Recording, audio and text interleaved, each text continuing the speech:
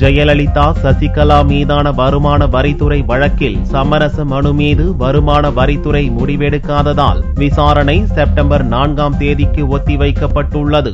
தமிழக முதல்வர் ஜெயலலிதா மற்றும் அவரது தோழி சசிகலா ஆகியோர் பங்குதாரர்களாக உள்ள சசி என்டர்பிரைசஸ் நிறுவனம் கடந்த 1991 முதல் 93ஆம் ஆண்டு வரையிலான நிதியாண்டுகளில் வருமான வரி தாக்கல் செய்யாதது தொடர்பாக வருமான வரித்துறையினர் 4 வழக்குகளை தொடர்ந்தனர். உச்சநீதிமன்றத்தின் உத்தரவுப்படி இவ்வழக்கு சென்னை எழும்பூர் பொருளாதார குற்றவியல் நீதிமன்றத்தில் நடந்து வருகிறது. இந்நிலையில் வழக்கு விசாரணை எழும்பூர் நீதிமன்ற நீதிபதி தட்சிணாமூர்த்தி முன் வியாழனன்று விசாரணைக்கு வந்தது.